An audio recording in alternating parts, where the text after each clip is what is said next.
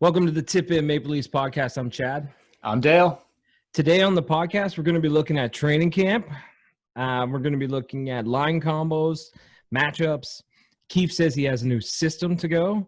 Also, we'll look at Nick Robertson and Rasmus Sandin, the two young guys, how they're doing. Will they make the lineup coming in?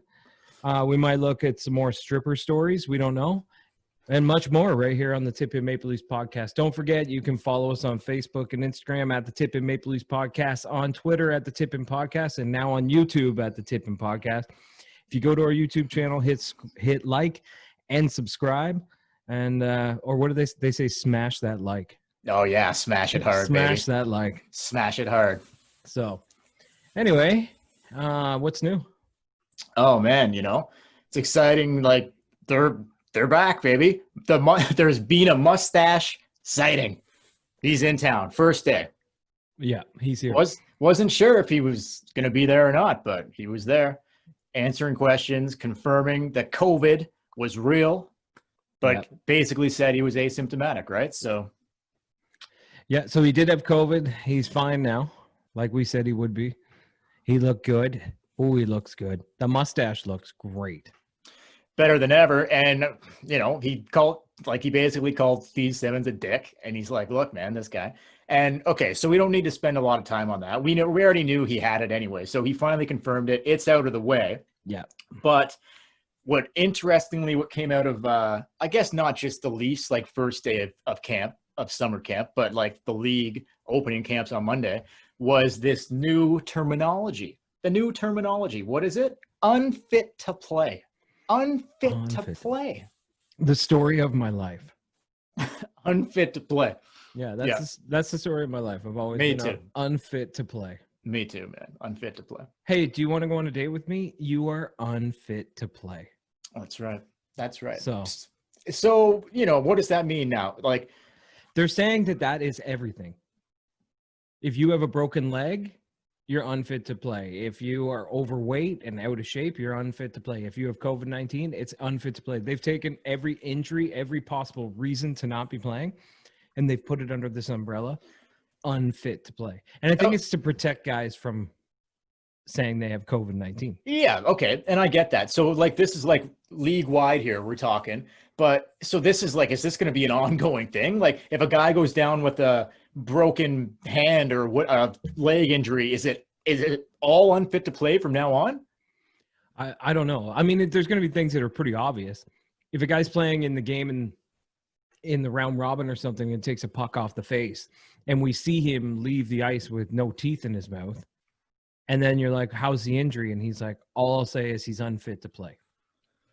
Eventually they're going to have to say, he needs to have dental work done, or he's got a pulled groin or something. But I think just to get through the initial testing of this, everybody coming to the hub cities, they're just saying unfit to play. Protect. Well, protect him. I get that. Interesting. I would say. Do you not think? It's whoever came up with. Who do you think came up with that one? Jerry or?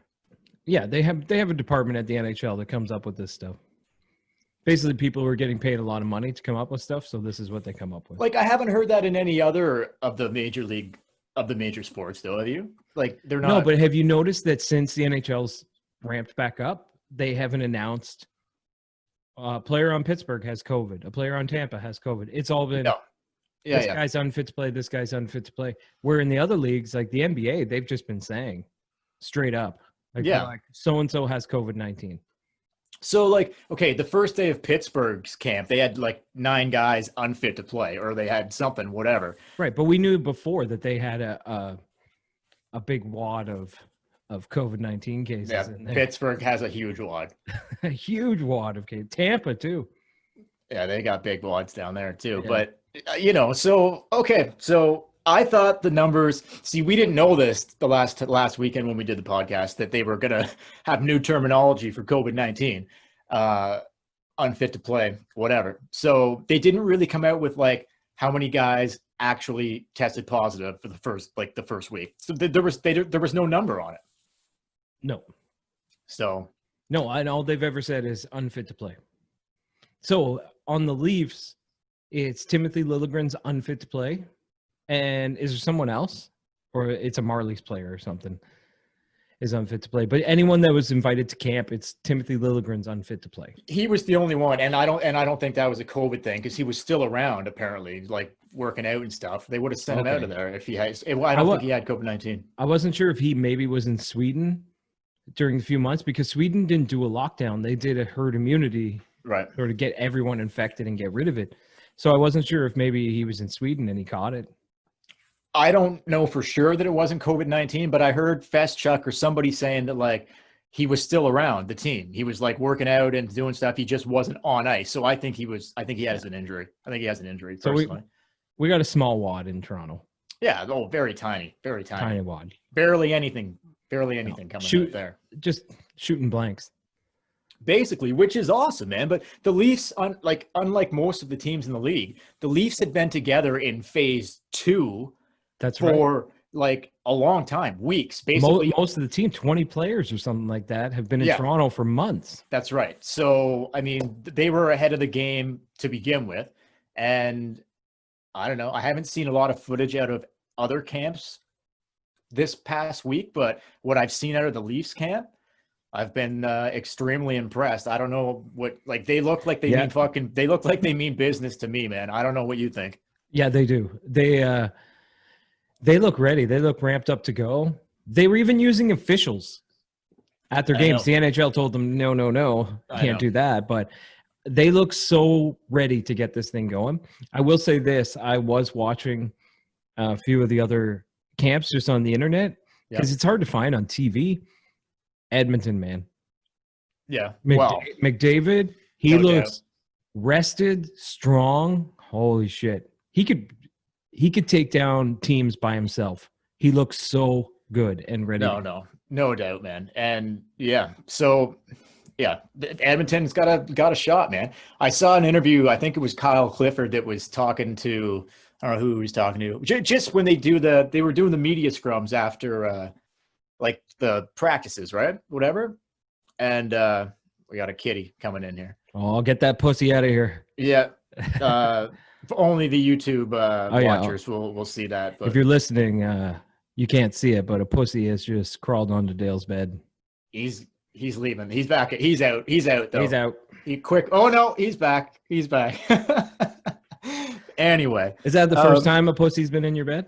No comment. No comment. Anyway. Okay, Kyle Clifford, after like the practices and the stuff, they do like the Zoom calls, right? The media is like outside and they're asking questions. Do you see Kyle Clifford talk about how like he plans on meeting up with his family out in Edmonton, like for the conference finals? Did you catch those comments? No, I didn't see that. I saw his interview, but it was mostly talking about his hockey. I didn't see the meeting up with family. Yeah, and he was like dead serious about it too. Like he's like, we're going to we plan on going to Edmonton for the conference finals. So you got to have that mindset. How would you feel? I guess when it gets ramped up, I'm going to get into it. Oh yeah. But right 100%. Now I can't wait. I know I can't wait either to watch it, but right now there's a small part of me that is kind of like, putting a little asterisk beside anybody who's going to win this. And I kind of feel like if the Leafs win, it's not going to feel like a real Stanley Cup win. Do you know what I mean? Well, yeah, there's that, of course, man. But so do you feel like either way you want them to win this cup? Yeah, 100%. Yeah. Like I think ultimately, like when it's whoever wins it will be celebrated just like any other championship, I think. So yeah, go for it. Of course. Like if you got a chance to win it, win it. There's 24 teams, which is so only 7 teams aren't there. All 24 have pretty much the exact same chance. There's the 8 teams who get an automatic bye to the next round or whatever, but all 24 teams have a chance at this cup. So whoever wins it, it's legit. It's not like you were handed this. You had to win this thing, and there were 24 healthy teams ready to go. Or with a few unfit wads here and there, but that's it. For sure, dude. Like you got it. Like with the play-in round, if one of the teams from the play-in round wins, they'll end up having to win 19 games to win it instead of 16. So you could say that means even more, really. But no, I think once they get going and it's not the regular 82 games and then having to win 16 games in the playoffs, but still everyone's starting at scratch and has the same shot to win it. Like, some people are ahead, some people are behind, but 24 teams are vying to win this cup. And if you come out on top, I think it should be just as legitimate as playing the 82 game season. For the COVID-19 era, that this should be legitimate. Yeah, I totally agree. Totally feel the same way. Except if Boston wins. Well, yeah, except if Boston it's not wins, legitimate. Obviously. No, fuck, rigged all the way, man. But no, I think I don't see a problem with it. If they get this going, I think it'll mean more to some of the guys because just the way that this year's gone down, right? Like to be able to pull to be able to pull a cup champion out of this crazy year, it would be incredible. I think it'll be, and by the time this is over into the fall, like, who knows where things are going to be then? Like, parade wise and stuff. Like, I don't know. It would suck if the Leafs won not to have a fucking huge parade, but whatever, man. Like, look, I don't know. I just win it. I don't give a shit. Just win it. Yeah. A cup's a cup. Just fucking win it. I won't be any less excited if the Leafs win it this year. Like, it kind of might have a little bit of a... Well, you'll get it from whoever wins is going to get it from the rest of the NHL fans, right? Like, if Montreal wins, there are going to be Leaf fans who say, doesn't really count. Not a real... Oh, you want a fake tournament that they did.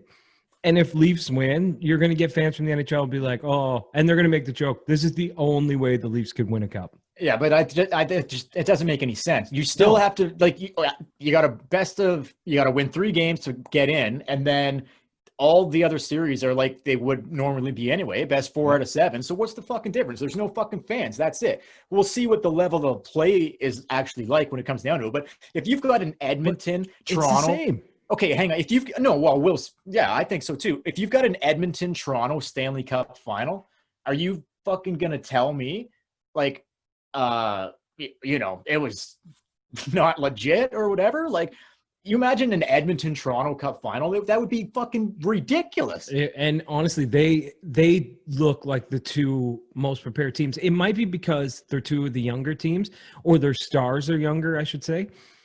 And I don't know. They look ready to go. They look ramped up. The funny thing is that I've heard, Facebook, Twitter, all that shit. They're kind of saying that Toronto and Edmonton have an advantage because it's their home rinks. And maybe to a point, they know the ice a little bit.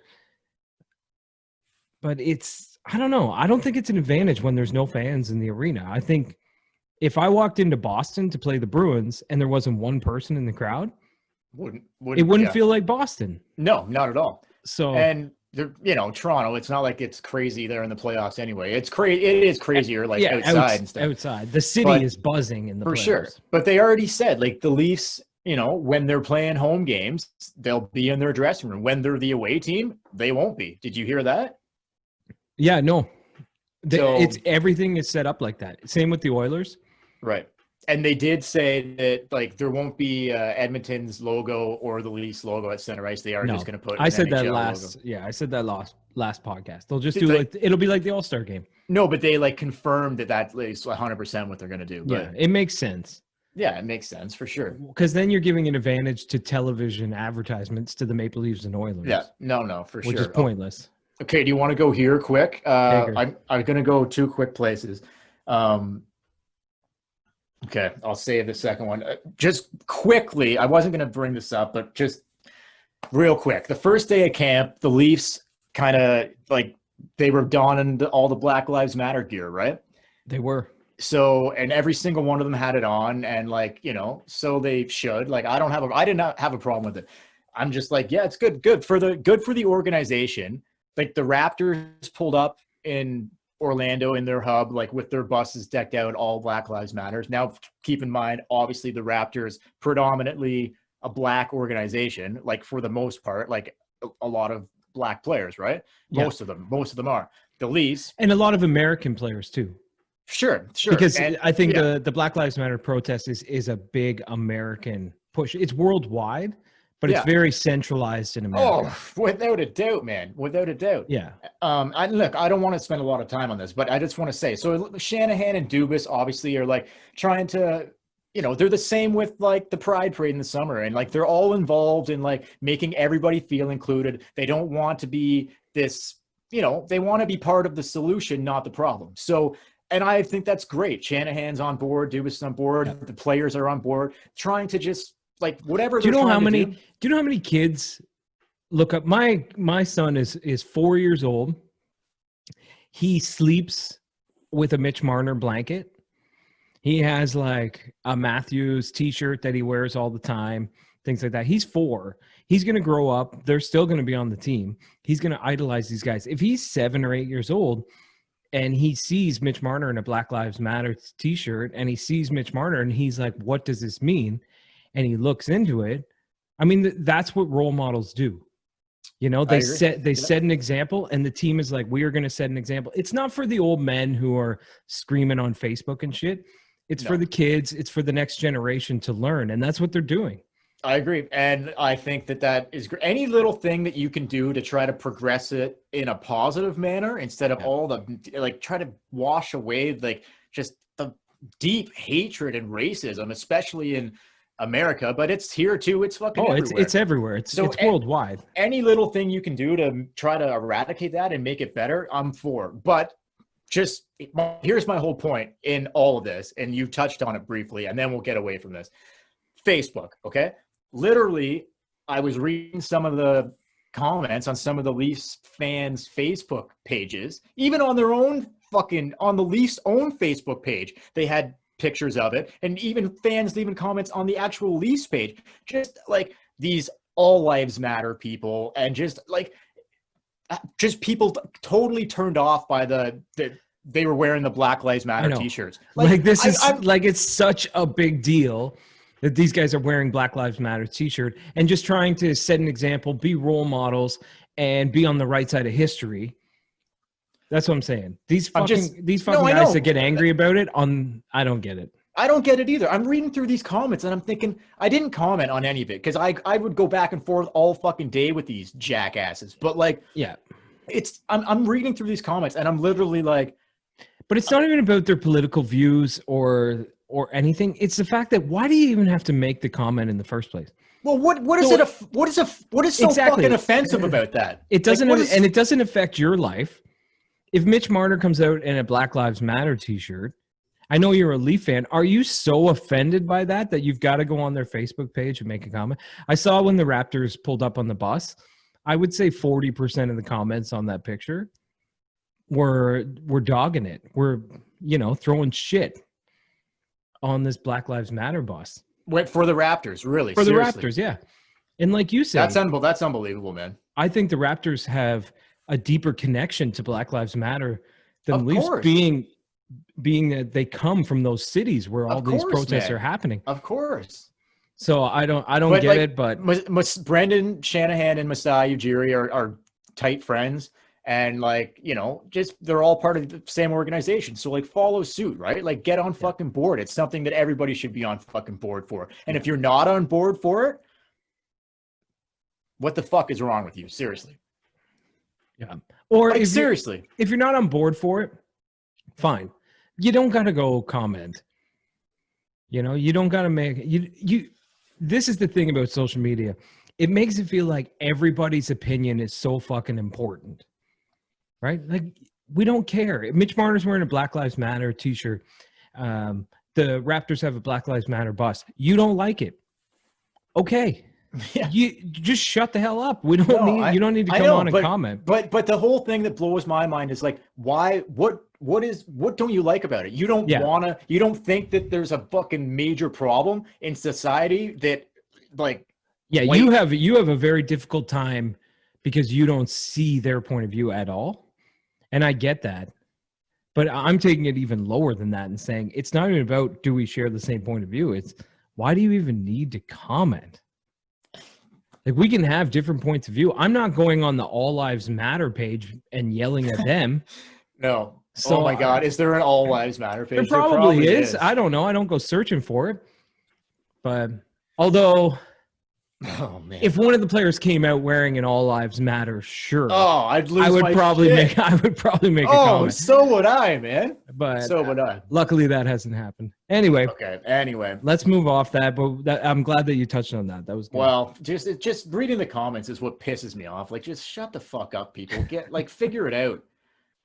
Okay, so NBC is going to be doing all the games apparently, right? Like Sportsnet will still have their guys, I think, doing the commentary, I think, but it'll be like the NBC's feed. Is that right? Or what's the deal with the NBC? No, the NBC guys are coming to Canada. Okay, so like Jim Houston and fucking dickhead Simpson, they won't be calling the Leafs games? No, they're in Edmonton.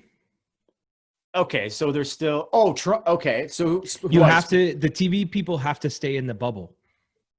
So NBC wanted a piece of the action. NBC is coming into Toronto. And Doug Ford even said, like, that wasn't talked about when he discussed it with the NHL, bringing in an entire television crew from the States. But I guess it's going to be okay because they've announced that NBC is doing the games. So NBC is going to be in the Toronto bubble, and Sportsnet's going to be in Edmonton. Okay. So who will be in? So we don't know who will be announcing the games. Like, I have no idea. Hopefully Pierre McGuire just eating corn dogs down by the bench. Oh, fucking right, man.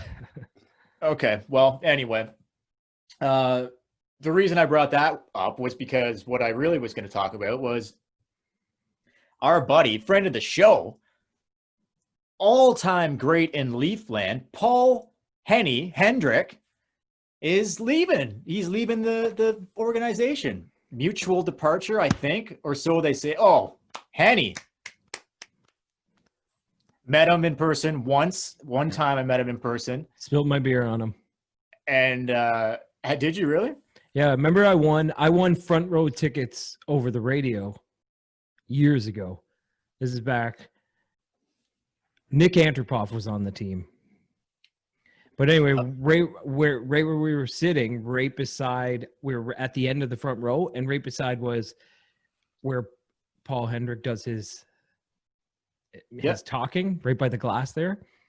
Anyway, he would stand and lean up against the wall, and I was sitting right here beside the wall with my beer on the thing.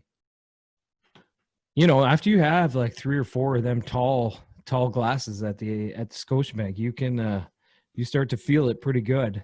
Oh, it's game over. And I guess nothing happened. Like the Leafs didn't score anything. I just tilted over and spilled a good quarter of a beer on Henny's shoulder. He was not happy. Came out with a new suit jacket after that. No, I don't know if he did. I don't know if he did. I honestly don't even know if he noticed, but I just kind of, and it just rolled off the back of his shoulder. I met him one time. My brother and I were at a Marlies playoff game at Rico, and he was there. The Leafs were no longer in the playoffs, but the Marlies were going. This isn't the year that they won the Calder Cup. It was before that. But like Nylander was still on the team in the playoffs, so that's like back a few years. But anyway, sure enough, he was. I don't even know if he was working the game. I think he was just there, and we were just taking a walk around Rico and ran into him. I'm like, that's Paul Hendrick, and he might have been chatting with Zeisberger or somebody. He was chatting with somebody, and. But anyway, he was like, people were kind of like, whatever. So he seemed very approachable. So I just was like, Henny, love you, man. He said, thank you. Love you too. And that was it.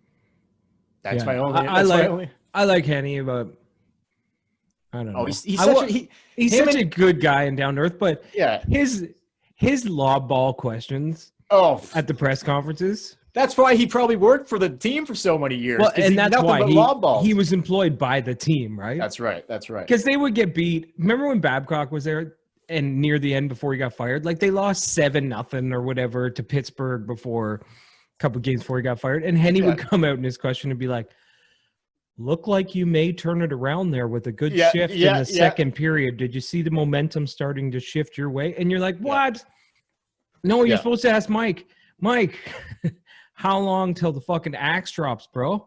Yeah, no doubt. But yeah, you're 100% right. Balls all day long. Balls all day long. But I love him. Him and Bowen and Ralphie, like 3 of my faves. I don't know. Like, I don't know, like, if he was planning on leaving or if Did this he was, did he get another job well, I haven't heard. or I did don't he know. retire? All they said is thank you, Henny, and No, I know. he said I'm moving on. Yeah, whatever that means. Maybe he's just calling it quits, retiring. I don't know. Yeah, he's older. But anyway, we'll miss you, Henny. Thank God we still got Bowen, and Bowen's not leaving until they win a fucking cup. That's for sure. Yeah, He'll be there. He will honestly be calling games from the old folks' home. Oh, dude, he'll be there until I think he won't leave until they win a cup. That's for sure. But Could be anyway, this year. so Henny, great Goodbye, job, Henny. all time great in Leafland, Paul Hendrick. So we are a couple weeks into training camp here. Well, a week, really. It'll be a week tomorrow. It just opened last Monday. Okay, right. Be a week Sorry, tomorrow. a week. It's only been a week. Only been a week, but they have, like we said earlier, the Leafs have really turned it on. They were doing 5-on-5 scrimmages with officials until the NHL told them no. Yep. I don't know if you caught this, but Keefe was doing these drills, and normally you kind of go forward versus defenseman, but he was forcing them to match up against certain people. So he was doing Matthews versus Muzzin every time. Matthews versus Muzzin, no matter what, Matthews got Muzzin, and apparently it got very, very competitive. Like, Keefe is a good coach in the sense that he looks for those things. He looks for guys who might butt heads a little bit or be very competitive against each other, and he likes to pin them against each other because he feels it makes them better. So I went and watched a bit of it, and it was so Muzzin stopped Matthews a few times, and Mustache started to get a little pissed, and then he beat Muzzin a couple times, and then Muzzin started to get a little pissed. Like, you know, it wasn't Matthews versus Riley where they kind of laugh it off at the end. I was like, that's smart thinking. Get things ramped up a little bit for the playoffs. No, for sure. And I don't have the exact quote from Sheldon Keefe in front of me, but I do know that there's just been a lot of talk about that they're going to play a new system. They're going to be better defensively, and we've heard that song before, but he never had a chance to implement a system. No, I know. So this is his chance. Yeah, and I think they're going to step away from kind of whatever Babcock was doing. I don't even know really what Babcock's system was, to be honest, but it was trying to get them to do things that they didn't want to do, I guess, was Babcock's system. But yeah, I don't know. I just think Sheldon Keefe. I'm interested to see what type of style they're going to play, like what kind of changes he has implemented. I'm very excited to see it. I think it's going to be awesome. You were mentioning today that he today in practice or scrimmage, whatever, that they were had Matthews and Tavares and Marner going together. Yeah, and Chris Johnson tweeted it that he put the Matthews Tavares Marner line, and he said it could be their secret weapon or something along those lines. Kristen Shilton, the TSM reporter, she said that it looked dominant. Like they did a little scrimmage with them as a line, and nobody could get the puck off them. Well, no doubt. They just kept coming and coming and coming. Now, you can't put all three players on a line for a whole game, but if you're down by a goal or two, 5 minutes left to play, we talked about this before the pod, why not? Of course, you got to do it. The three best players on the team, fucking put them together. Like, what are you doing? And play them every other shift. Yeah, of course. So that's exciting to see. Like, that's not going to be a regular line, but at times you will see that. And I think that's fucking great. Like, Babcock would never do that. So I think it's fantastic. And I just can't wait to see what else Sheldon's got up his sleeve, too. Yeah. But, okay. Now, I don't know who plays center. They didn't say. I would assume Tavares. Probably Tavares. Yeah, I would say so, too. Okay, the bottom six guys, like, right now, it looks like this is going to lead into Robertson and stuff, okay? But the bottom six guys, as of right now, it looked like they had Kerfoot with Kapanen and Engvall, and Gauthier with Spezza and Clifford. That looks like basically what they're probably going to start with game one, barring injury or something, right? Like, that's kind of what is going to, what it's going to be, I think. Mikheyev was with Marner and Tavares, and then Nylander with Hyman and Matthews. So and those lines have all been pretty stable for the whole week. Like, they've moved a few parts, but those, yeah. Those have been, but the bottom 6. So what do you think? Like, what do you think that? So, I mean, outside of that, the only guys that they brought some of the Marlies guys, like, well, there's Mulligan. He's not, I don't, whatever. Like, No, fuck really, Mulligan. no, it's like, for me, the next guys in line are, it's I'd rather Roberts. I'd rather Robertson. Robertson over Malgin or Nick Oh. Patan or For sure. Yeah, like those guys aren't making it. I don't even know what they're there for, in case someone gets injured, I guess, or just you gotta have depth. You gotta have depth. They probably invited all those guys so that they could have the full scrimmages. We'll get into that too. But anyway, okay, so outside that bottom 6, like, they were talking about Robertson competing with basically Engvall for that third line winger spot. Like, that would be his competition. And they haven't mentioned Korshkov much. I'm a big fan of him. Yeah, you like him. He's fucking huge. He's not afraid to use his size, and he can bury the puck, man. He's probably not in the mix right now, but next year he probably makes, depending on what they do in the offseason. If not next year, the following year, Robertson and Korshkov are both on the team 100%. But so what do you think? What are your thoughts of Robertson, his first week, and just, is he probably not going to be part of the top 12 starting game 1? I don't know. I honestly cannot say, because from what I've seen, he's looked to be one of the best 12 forwards at this camp so far. He's had a couple of I'm not there every shift, every practice like the coaching staff is, but there have been some highlights where he looks great. Okay, the first couple days they were saying, like, Kristen Shilton and I forget whoever, I really like her. It took me a while to warm up to her, but I think she does a great job. Kristen Shilton does a fantastic job covering. But they were saying that she posts too many pictures of her jogging. Oh yeah, but she does a great job.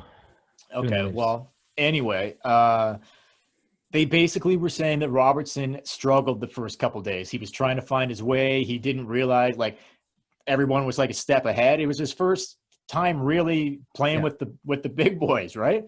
So, but I guess, we've all been there in any aspect of our life when it's your first time and you're going against people who are experienced. You feel like you don't know what the fuck you're doing. No, of course. So I think he's trying to find his way, and that's cool with me.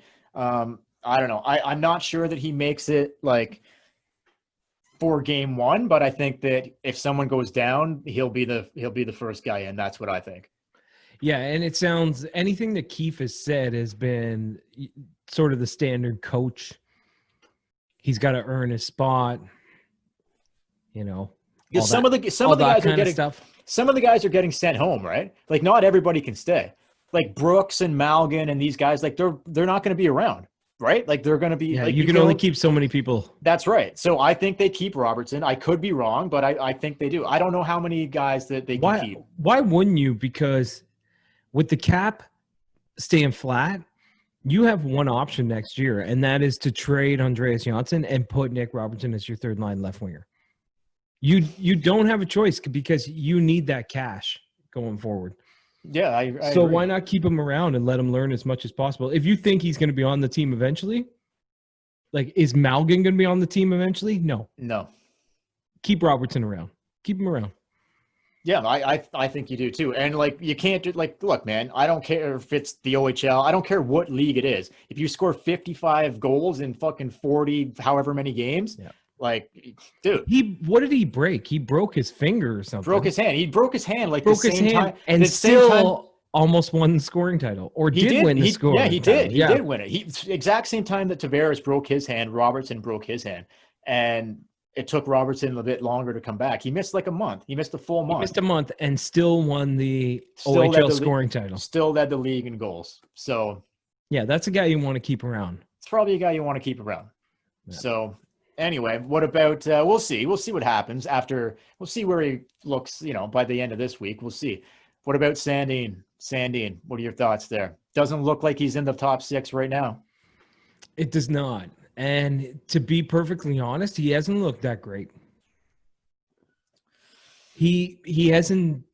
Remember in September, I think we talked about it on the podcast. We were raving about how good this guy looked. Well, he's going to be incredible. He's going to be incredible, but for some reason, he's come back after the COVID break, and I don't know what it is, but he just doesn't look. He doesn't look as stellar as he did in September. He looks good. He could play. He could be in the top 6. Okay. But is he going to bump out one of the veterans in a playoff format? I don't know. Well, Cody Cece, I mean, yeah, I would bump out Cody Cece. Like they don't owe shit to Cody Cece, and the truth is, Cody Cece's going to walk at the end. Exactly. So why wouldn't you play a fucking guy who's still going to be around for a long time? He's fucking gone, man. Like as soon as these playoffs are over, he's gone. So can he help you win? Can he? Can Cece help? Wow. Who do you think's going to maybe help you, like give you a better chance to help you win? Sandine or Cece? I think Sandine, but for some reason, Keefe, Babcock, Dubas, they all talk about Cody Cece like he's got this magic power that the Leafs need. I don't see it. I don't get it. They probably like his size because they don't have a lot of size. But he doesn't use it. He stands in front of the net and he pokes at it like a fucking monkey fucking a football. No, I know. They were experimenting, I guess, with like possibly having Dermott play with Riley.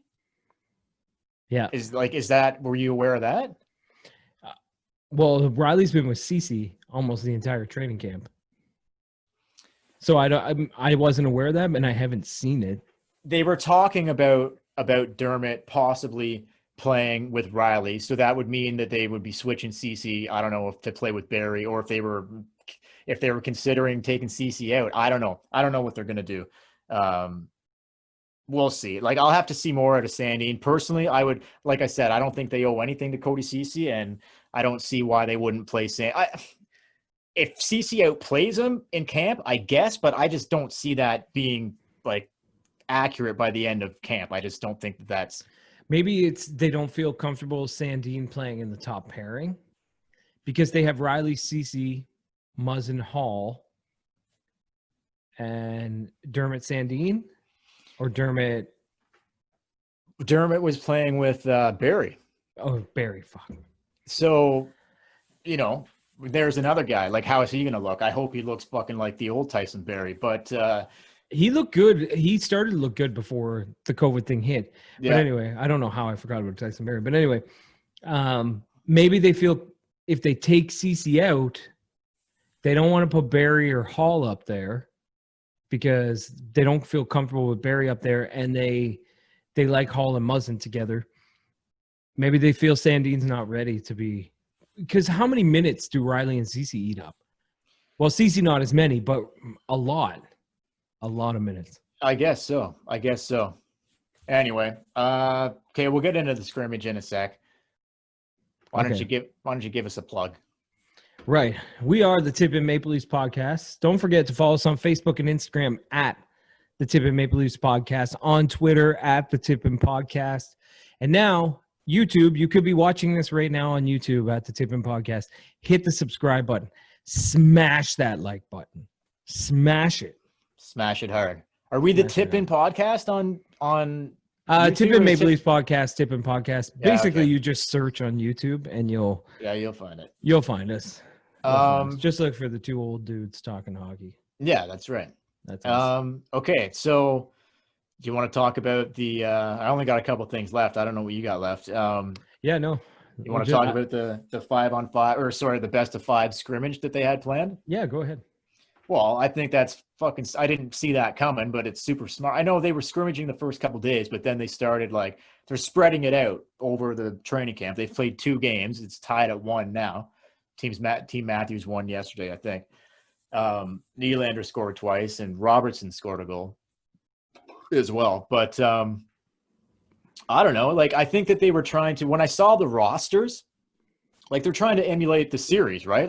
It looked to me like they stacked the Matthews team with all the offensive guys and all the bottom forwards and stuff. On Team Anderson. Yeah, and the guys trying to make the team or whatever. So but you had the best goalie. But the best goalie against the best right. players. So they were saying that they think that they probably did that because. And Team Matthews won 5-0, by the way. Did they? Yeah, they did. I thought there was no Spezza and someone else scored. Oh, okay. Sorry, the game that I saw. Maybe they played multiple games. They're doing different scrimmages, but not all. They're the series scrimmages only fall on certain days. So, well, I saw a thing. I didn't watch it, but I saw a post today that Team Matthews had beat Team Anderson 5-0.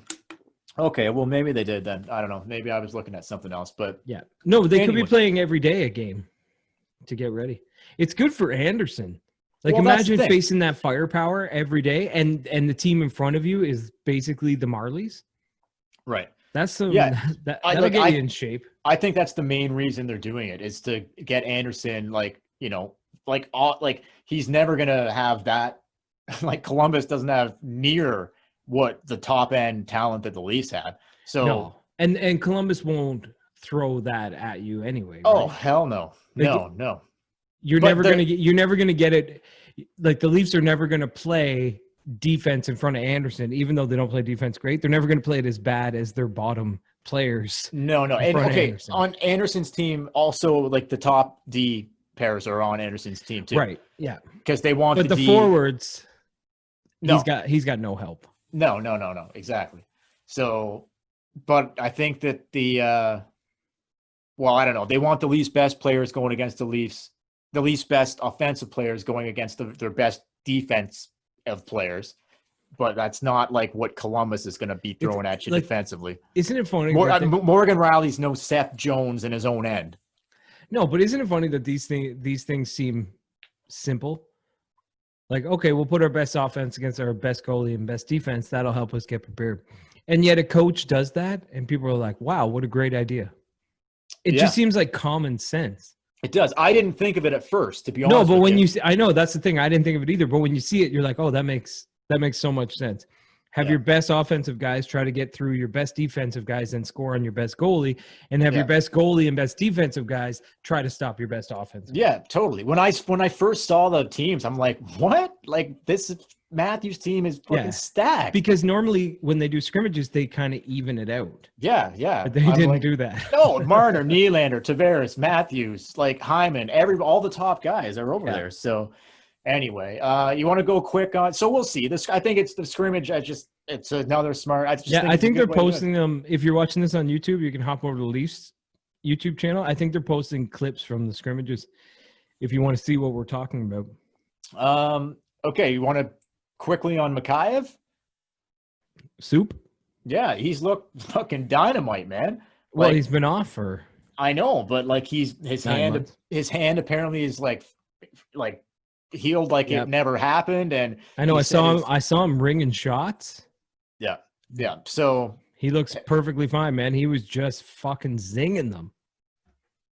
Yeah, it's exciting. It's exciting. I hope he comes back and is even better, stronger than he was before, because he was impressive before he got injured.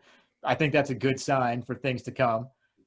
They didn't re-sign him, right? He's he needs. Is he a UFA or an RFA?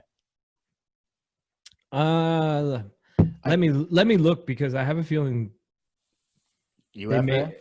Or do they have his rights? I don't know. Anyway, you go ahead. I'll just tell you right now. He won't leave. He won't leave the Leafs. When he had that injury, Kyle he didn't have family here. When did he get? Was it in New Jersey? I think maybe that might have happened. I can't remember. New Jersey, or I think maybe, or Washington, and like, it was around Christmas. I think just after. I think it was between Christmas and New Year's, and like, that's a serious injury. Like, you could die from that. It was a terrible injury. And terrible injury. So no family around or anything like that. Dubas stayed with them like over Christmas time in the hospital the entire time until he was like out of surgery, and everything was like, the doctors were giving the like, he's going to be fine. And then Kyle left. So I think that if that was me, like, Kyle didn't have to do that. He didn't have to do that at all. Like, no. A lot of GMs probably wouldn't do that. Like, some of the older most GMs wouldn't do that. No, exactly. Especially, so, like, GMs with a wife and baby at home. That's just it. He just had a little baby too, Kyle Dubas, around that time. So, I think that speaks volumes as the kind of person that Kyle Dubas is. And like, I'm sure that for Mikheyev, that goes a long way. He'll get a contract done with the Leafs. There's no doubt. I have no doubt in my mind about it. But I just looked it up. He is an RFA. He's an RFA. So the Leafs will still retain his rights, and I can't see them not working out some sort of deal over I was going to say the summertime. But we are in the summertime. November 1st over the gonna be off season. Yeah, which is going to be quick. There's not going to be a lot of time to if this everything goes as planned. But isn't it like the second the Stanley Cup is won, like within days after, it's going to be awards, draft, and free agency. Later. Yeah, it's not this cup 2 weeks. No draft 2 weeks. No free agency. It's going to be like all within a week. Cup's going to be won first week of October. Draft's going to be like a couple days later, and then free agency right after that. Free agency. So there'll be like 2 weeks in October where there's like the end of October where there's not much going on. And then free agency November 1st. And then they want to open camps on November 17th and start the season on December 1st. Holy shit. So well, you know what? Like, suck it up. Oh, yeah. Think about a lot of, look, dude, half of these teams will only be there for a couple weeks and then they'll be gone. Yeah, you're right. So most of these there's guys seven teams not playing. There's going to be half the teams. Some of the teams might only play 3 games. That's right. That's right. Gone. Like exactly. Montreal, and some possibly. might only play 4 or 5, and some might only play 10. So. Yeah, so a lot of those teams will be gone. They'll just get there and they'll be gone within a week. So they'll have a lot more time, and they just had 4 months off, and they'll have another fucking 4 months off. The teams that go to the conference finals because of shifting into the hub cities, and if those series go long, they could have a short off season, but that's 4 teams. Hell. Yeah. It's really 2 teams are going to have a short off season. That's it. Yeah, that's right. But how's that different from the regular year, where you win the cup in mid-June, yet fucking Detroit's been off since April? Yeah, they'll have all of that's true. They'll have whoever wins the cup and whoever lose, like the 2 teams in the cup final. They'll have all of 2 weeks of 3 weeks in October, all of November.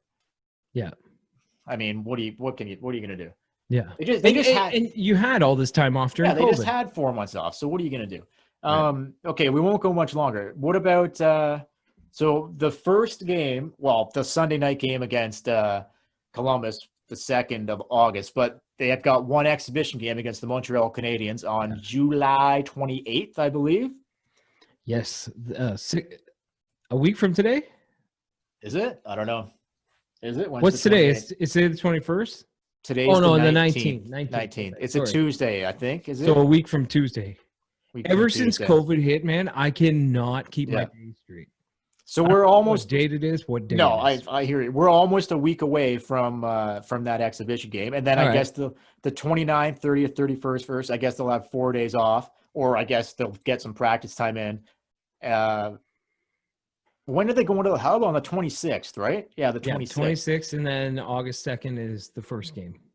So I'm not sure how practice time is going to work after that. But anyway, the 28th, they're playing the Habs in an exhibition game. Obviously, there's no time to fuck around. So it'll be like they'll be dressing it'll be the full lineup. Yeah, this won't be one of those things where you see guys who were drafted in the 7th round playing. No, this is the team. Like this is going to be the team.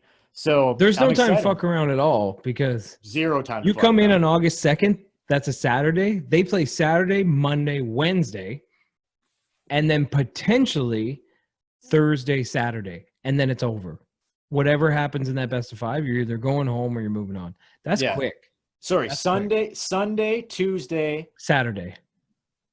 Who? No, the Leafs in the Columbus series. Yeah, they play on Sunday. They don't play. Okay, on Saturday. So Sunday, Tuesday, Thursday, Friday, Sunday. Right. Okay. So games 3 and 4 back to back.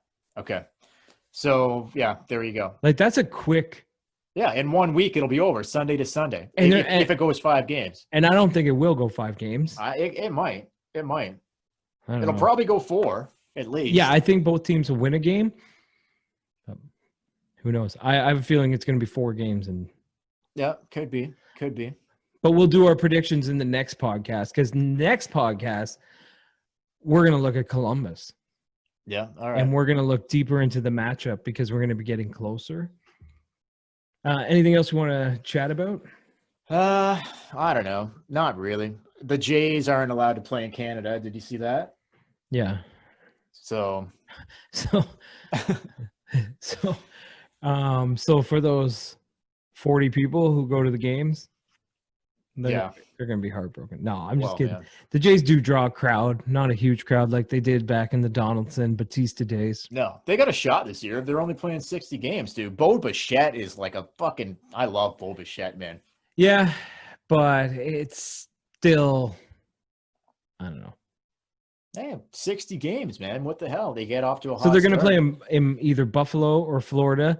No brainer to me. I'm like, hello, Buffalo. Oh, Buffalo. They were like, get us the fuck out of here when they were in Florida. They're like, get us out of here. They're like, get us out of fucking Florida. Have to bring us back to Toronto. Can we come back home? And for the record, for those who are like, well, how come hockey can play in Toronto and baseball can't?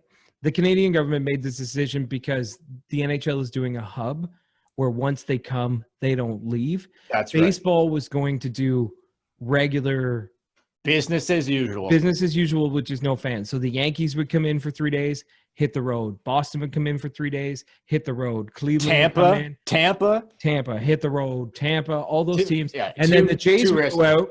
Too risky. Go cross country the States and then come home. Come back. And the Canadian government said, no, that's too much travel. No. Go to Buffalo, play it out of Buffalo. It's one season, play in Buffalo. It's not a big fucking deal. So it wasn't a bias thing on the Canadian government loves hockey and hates baseball. No. Like just in case you think that, because we're Canadian, you could think that. Baseball, honestly, to get these 60 games in, they should just honestly pick a couple cities, maybe pick more than 2, but I don't know. You could split the American League and the National League up into like half them and pick like 4 cities. And I don't know. Like hubs would probably make the most amount of sense. Like the travel, they're the only league that want to play like with the travel. Even if football decides to like try to play like when the NFL gets going, if they try to play it like a normal season, they only play 1 game a week. Baseball, they play every fucking night of the week. Yeah, it's too much. Yeah, it's too much. But anyway, we'll bring this to a close. Bow tie. Put a bow tie on it. You can follow us on Facebook and Instagram, again, at the Tippin Maple Leafs Podcast, on Twitter, at the Tippin Podcast, YouTube, Tippin Podcast, Tippin Maple Leafs Podcast, whatever you want. I think we're both, but you just have to search it. Hit subscribe. Yeah. Like us on both. Like us on Facebook, Instagram, all that stuff. I don't know what else to say. Yeah, I guess, like, do you want to do one next weekend after another week of camp, or do you want to wait because we're so close to that first exhibition game? Yeah, let's do one. Yeah, we won't do one next weekend. Let's do it after the first exhibition game, and then after every it's go time. Toronto-Columbus game. Yeah, okay. So we'll take a weekend if you need to knock a few wads out around the house. Yeah. And then get ready. Hammer at a few wads, and we'll be after that Montreal game. Maybe we'll do one that night.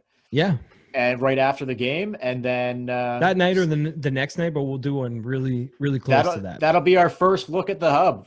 See the arena, what they've got planned, and all that. See what the porn hub's looking like, and we'll yeah. So it's exciting. Montreal, Toronto. Even though it's an exhibition game, it's going to be like I'm super excited for it. It's only a week. It's only a week away. A week from Tuesday. So me too. Let's go, Leafs. Let's get this done. Yep. So yeah, man.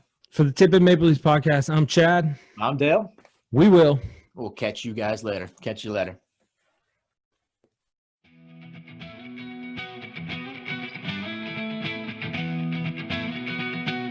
I'm going to make you some hash browns for breakfast, and then later I'm going to take you down to the whorehouse to lose your virginity. Would you like that? It'd be a lot cooler if you did.